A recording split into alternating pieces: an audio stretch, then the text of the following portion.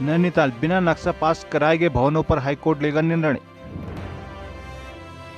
High court के निर्देश से जल निगम के इंजीनियर पर कार्रवाई की तलवार। सरकार की योजनाओं का लाभ सभी पात्रों को मिले। हेलंग बाईपास के विरोध में 23 जून को जोशीमठ बंद। नई टिहरी में विस्थापन के लिए ढोल दमाओं के साथ प्रदर्शन। उत्तराखंड के 4 धामों में घटने लगे हैं पर्यटक। केदारनाथ की धूमिल छवि करने वालों पर होगी कार्रवाई, सतपाल महाराज। बागेश्वर में पानी के लिए प्रदर्शन। अग्निवीर बनने को आज दौड़ेंगे अल्मोड़ा और बागेश्वर के युवक। देश की नदियों का निष्प्राण होती जा रही है। जलवायु परिवर्तन, अनियोजित विकास, खनन और अवैध कब्जे के कारण नदियों का बहाव बुरी तरह से प्रभावित हो रहा है। हिंदुस्तान ने उत्तर प्रदेश, झारखंड, उत्तराखंड में जमीनी स्तर पर नदियों की पड़ताल की। इन 4 राज्यों में ही करीब 250 नदियां सूखी अथवा सूखने के कगार पर। झारखंड, बिहार और उत्तराखंड में 140 से अधिक छोटी नदियां सूख गई हैं। उत्तर प्रदेश में मझोले स्तर की 30 से ज्यादा नदियां सूखी पड़ी है। छोटी नदियों की गिनती तो सैकड़ों में पहुंच चुकी है। मसलन पूर्वांचल के 10 जिलों में करीब 61 नदियां बहती है, जिनमें से 37 नदियों में प्राय जल सूख चुका है। ब्रज में करीब 25 नदियां ऐसी हैं जो वर्ष भर तो सूखी की स्थिति में रहती है। प्रयागराज में गंगा, यमुना और वरुणा को छोड़ बाकी नदियां सूखी पड़ी है। उधर रांची का दिल कही जाने वाली चाल जलप्रपात दसम, हुंड्रू, सीता और जोमहा जलप्रपात का स्वरूप ही बिगड़ गया है। कभी साल भर कलकल करने वाली ये झरने आज मार्च में ही सूख रही है। नदियों का बहाव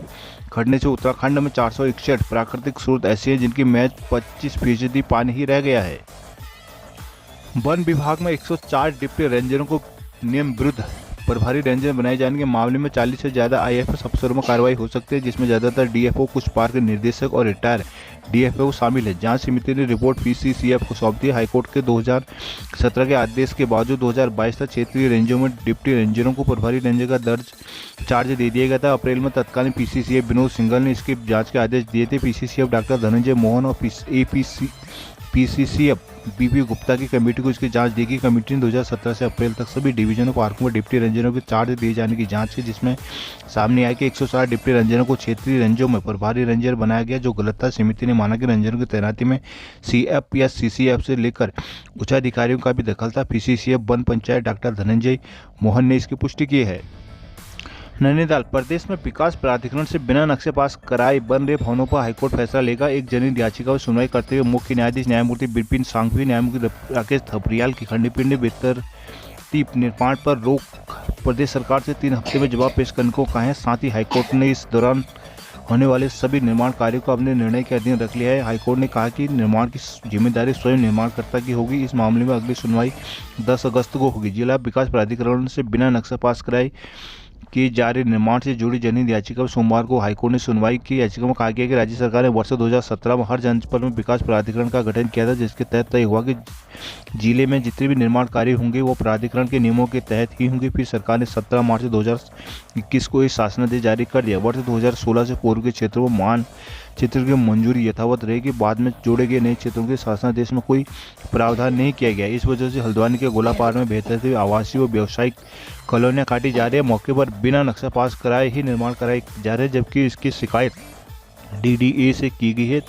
तो बताया गया कि नए क्षेत्रों के लिए भी वही नियम लागू है जो वर्ष 2016 से पूर्व के क्षेत्रों पर लागू है। मालूम हो कि हाईकोर्ट को नैनीताल से हल्द्वानी के गोलापार में शिफ्ट किया जाना प्रस्तावित है। इसके लिए हल्द्वानी के गोलापार में भूमि का सर्वे किया जा रहा है। ऐसे में भविष्य की संभावनाओं को देखते हुए गोलापार क्षेत्र में किसानों ने अपनी जमीनें बेचनी शुरू कर दी। यहाँ प्रॉपर्टी डीलर भी नियम कायदों के ताक पर रखकर कॉलोनियां काटने में लगे हैं। साथ ही भवनों के निर्माण कार्य भी तेजी से बढ़ने लगे। इसी मामले को हाईकोर्ट ने जनहित याचिका दायर की गई थी।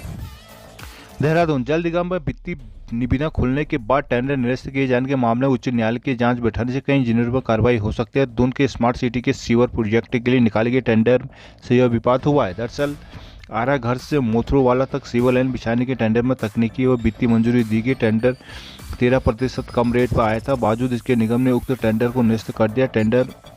नया टेंडर जारी कर दिया। इसके पीछे तर्क दिया गया कि तकनीकी मंजूरी देने के दौरान जॉइंट वेंचर की शर्तों को सही तरीके से नहीं दिखाया गया, जबकि जल निगम के कई इंजीनियरों का तर्क है इस आधार पर कई टेंडर दिए जा चुके हैं। इस मामले में अब यह सवाल उठ रहा है कि यदि दोबारा टेंडर में रेट अधिक आते हैं तो होने वाले वित्तीय नुकसान को लेकर किसकी जवाबदेही तय होगी। दूसरी ओर हाईकोर्ट ने इस मामले को आधार बताते हुए ऐसा ही अन्य टेंडरों की भी जांच के आदेश दिए हैं। कोर्ट के आदेश से इंजीनियरों में खलबली मची हुई है।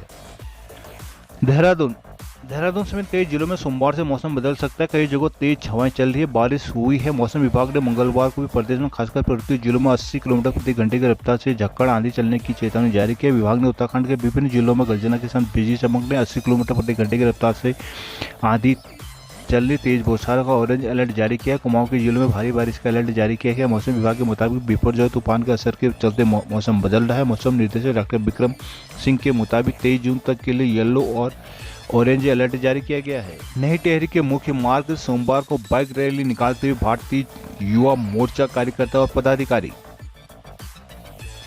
भाजपा संगठन द्वारा देश भर में लाभार्थी सम्मेलनों का आयोजन किया जा रहा है। राष्ट्रीय स्तर पर संचालित कार्यक्रम के तहत नैनी डांडा ब्लॉक में लाभार्थी सम्मेलन का आयोजन किया गया। मंडल अध्यक्ष शशि कुमार ध्यानी की अध्यक्षता में आयोजित कार्यक्रम में मुख्य अतिथि पूर्व सीएम एवं गढ़वाल सांसद तीरथ सिंह रावत और लैंसडाउन विधायक दिलीप रावत के साथ ही स्थानीय जनप्रतिनिधियों ने भागीदारी की। सांसद तीरथ सिंह रावत और विधायक दिलीप रावत ने लाभार्थियों को महालक्ष्मी किट वितरित की। इस दौरान सांसद तीरथ सिंह रावत ने कहा कि सभी पात्र लोगों को केंद्र और राज्य सरकार की जन कल्याणकारी योजनाओं का लाभ मिलना चाहिए। विधायक दिलीप रावत ने कहा कि कार्यकर्ता इस बात का ध्यान रखें कि कोई भी सुपात्र किसी भी सरकारी योजना के लाभ से वंचित न हो। कार्यक्रम में ब्लॉक प्रमुख प्रशांत कुमार, ज्येष्ठ उप प्रमुख ललित पटवाल, कनिष्ठ उप प्रमुख रेखा देवी, जिला महामंत्री दीनदयाल कंडारे, गोविंद सिंह, सुनील चौहान आदि मौजूद रहे।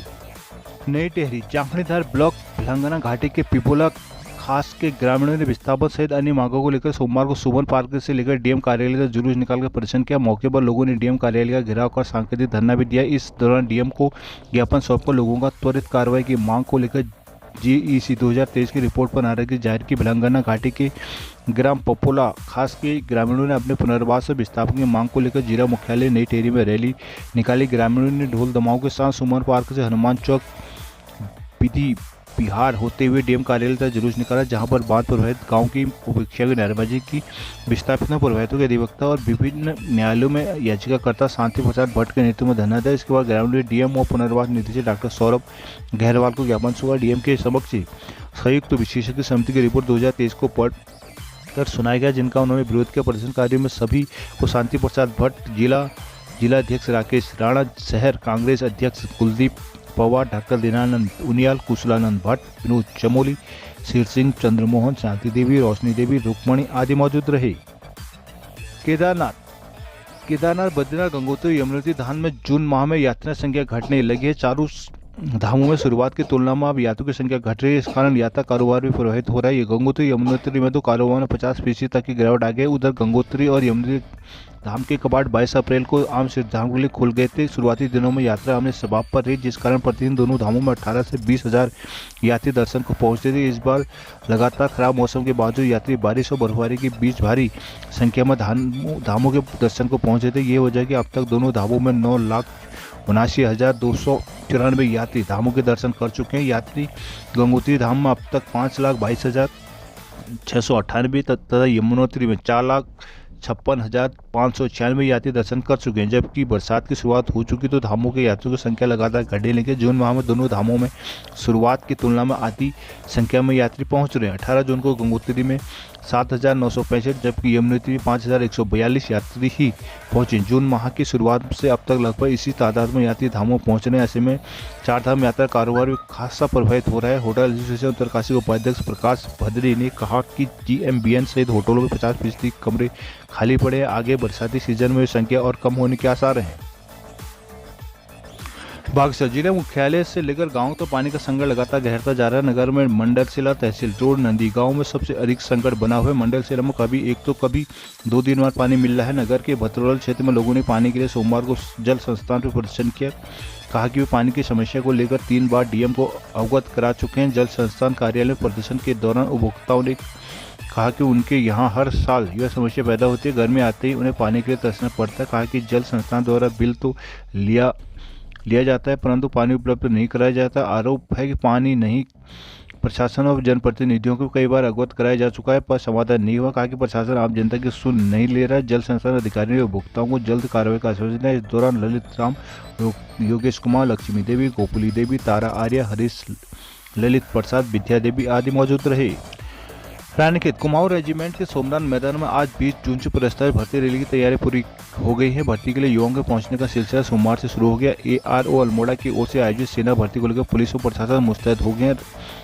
रात 2:30 बजे से लाभार्थी अभ्यर्थियों की सैन्य परिसर में एंट्री शुरू हो चुकी थी। प्रवेश सुबह 6 बजे तक ही प्रवेश मिलेगा। पहले दिन अल्मोड़ा जिले के युवाओं की दौड़ में भर्ती रैली की शुरुआत होगी। सेना भर्ती कार्य अल्मोड़ा के अंतर्गत आने वाले 4 जिलों बागेश्वर, नैनीताल, उधमसिंह नगर और अल्मोड़ा सहित कुछ अन्य पदों के लिए उत्तर प्रदेश से उत्तराखंड के समस्त जिलों की अभ्यर्थियों की भर्ती कुमाऊं रेजिमेंट केंद्र के सोमनाथ स्टेडियम में आयोजित की जाएगी। सेना भर्ती रैली की तैयारियां पूरी करने में सैन्य अधिकारियों सहित स्थानीय जिला प्रशासन और पुलिस मदद कर रही है। शहर के रैन बसेरों में अभ्यर्थियों के ठहरने की व्यवस्था की गई है। होटल ढाबों में खाना समेत अन्य सुविधाएं निर्धारित दर पर ही देने के निर्देश दिए गए हैं। मनमानी दर की शिकायत पर संबंधित होटल ढाबों के खिलाफ कार्रवाई के निर्देश दिए गए हैं।